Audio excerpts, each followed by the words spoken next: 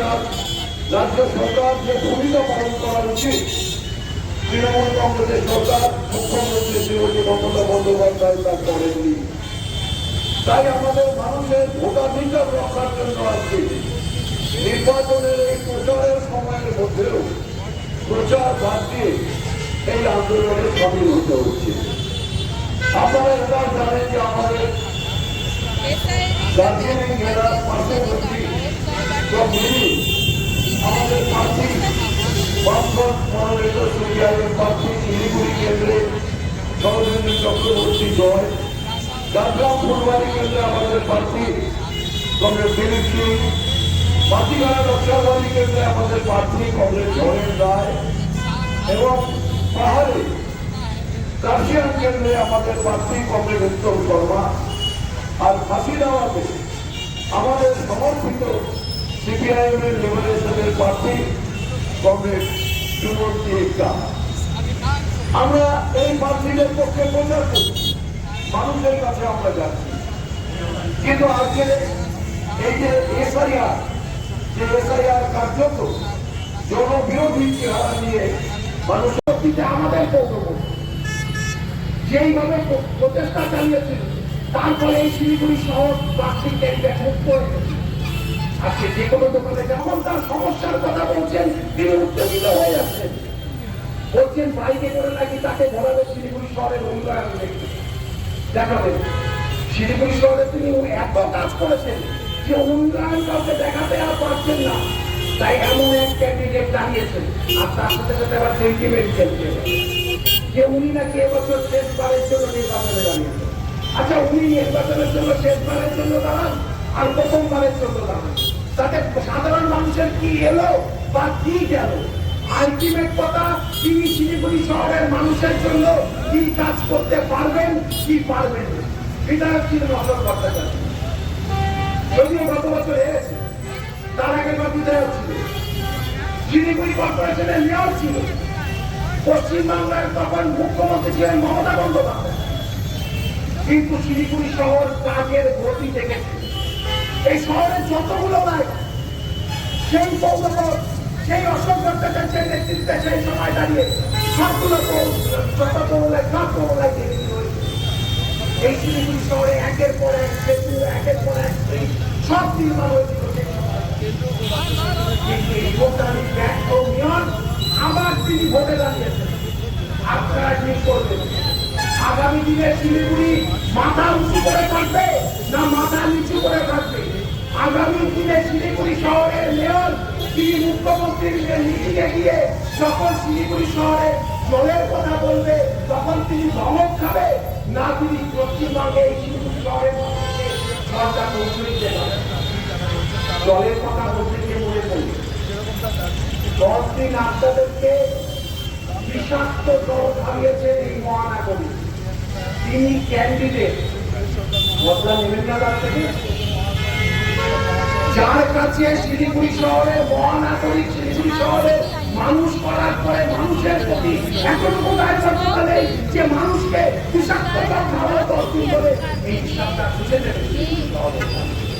বন্ধুরা, সেই জায়গায় দাঁড়িয়ে এই নির্বাচন আমাদের ক্যান্ডিডেট সরোজিনী চক্রবর্তী হয়তো গৌতমদের বাবুর মতন সাইরাস করে ধরতে পারে না বা শঙ্কর ঘোষের মতন ওনার চলাফেরা চাবুকের মতন না, কিন্তু বিগত 5 বারে কাউন্সিলর 19 নম্বর ওয়ার্ডে যে কেউ কি ওখানে জিজ্ঞেস করবেন জয়দা কেমন মানুষ, কাজের মানুষ, হ্যাঁ কি না জানতে পারবেন। এই শিলিগুড়ি শহরে এক পরিচিত একজন দাঁড়িয়েছে, मतलब एसआईआर नहीं होगा वो कहना चाह रही थी, रोक देंगे एसआईआर को। लेकिन जब एसआईआर शुरू हुआ सबसे बढ़ चढ़कर उनका प्रशासन, उनके लोग, उनके दल के लोग अलग एक्ट बनाकर इस काम में आए और उसके बाद ममता बनर्जी विभिन्न अनुवाद से सुप्रीम कोर्ट जाती है कि बाहर के जो लोग आए हुए हैं, बाहर से जो लोग इसको मॉनिटर कर रहे हैं ईसीआई के निर्देश पर, उनके साथ यहाँ के प्रशासन का जो कंट्राडिक्शन हो रहा था, जो द्वंद हो रहा था, उसके लिए वो सुप्रीम कोर्ट गई और सुप्रीम कोर्ट ने कह दिया कि नहीं, ये तमाम लोग जिनका आप वेरिफिकेशन नहीं कर पाई, जिनका आप सही से उनको आप वोटर लिस्ट में रखने के काबिल नहीं बना पाई, उनको हम विचाराधीन घोषित करते हैं। विचाराधीन के बाद जजेस साहब लोगों ने वेरिफिकेशन करके सप्लीमेंट्री निकाला। ये सप्लीमेंट्री का भी कहानी बड़ा फिशी है, बड़ा डाउटफुल है, स्पष्ट नहीं है, ट्रांसपेरेंसी नहीं है। अभी तक पब्लिक वोटर लिस्ट हम लोगों के हाथों में नहीं आया है। डिजिटली जो उपलब्ध हो रहा है वो अस्पष्ट है। उसे समझ नहीं पा रहे हैं कि जो लोग अंडर एजुकेशन है वो आखिर इस वोट में वोट दे पाएंगे या नहीं। रात के अंधेरे में 12 बजे के बाद रात हो रहा है, वोटर लिस्ट का काम हो रहा, ये सही नहीं है। स्पष्ट होना चाहिए। एक नागरिक की समझदारी बिल्कुल सहज ढंग से उसे बताना चाहिए ईसीआई को कि उसका नाम अंडर एजुकेशन में रहने के बाद आज वोटर लिस्ट में अंतर्भुक्त हुआ कि नहीं। ये सफाई हम लोग नहीं देख पा रहे हैं, ये ईमानदारी हम लोग नहीं देख पा रहे हैं, ये साधारण लोग समझ नहीं पा रहे हैं। उसके बाद भी जो डिलीटेड हो गए गलत तरीके से, जो जेन्युइन वोटर है उनका क्या होगा, वो कहाँ अपील करेंगे, किस तरह से जाएंगे, कहाँ मुहार करेंगे, आज बिल्कुल स्पष्ट नहीं है। तो ये जो नागरिक अधिकार था हमारा, उस अधिकार की जो लड़ाई है ये आज बहुत महत्वपूर्ण लड़ाई हो गई है। हमारी पार्टी जो लोग डिलीटेड चादर लगाकर लोगों को झांसा देने के लिए, लोगों को गलत इंप्रेशन देने के लिए कि मैं सुप्रीम कोर्ट पे जाकर आपके लिए अपील कर रही हूँ, आपके लिए आर्ग्यू कर रही हूँ, ये क्या नाटक है। कोई अधिकार नहीं है उसको। उस दिन चीफ जस्टिस ने फटकारा था ममता बनर्जी को और कहा था कि आप बहुत लायक एक वकील को, सीनियर एडवोकेट को इंगेज किया है, तो आप क्यों वक्तव्य कर रही है। लेकिन कोई साफ नहीं है। बेहया की तरह ये दल और इसके सुप्रीमो आज लोगों के আমরা আজকে সিপিআইএম থেকে এখানে অবস্থান কর্মসূচি করছি।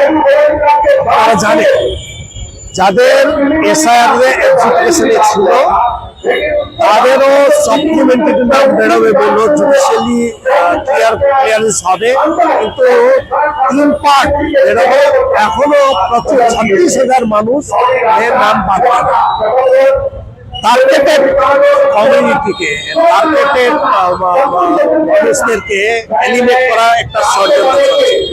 প্রান্তিক মানুষ, চা বাগানের মানুষ, সমস্ত ধরনের আমাদের গরিব মানুষের নামগুলো বাতিল করেছে। সুতরাং এই নিয়ে আমরা আজকে গোটা রাজ্য জুড়ে আমরা রাস্তায় আছি।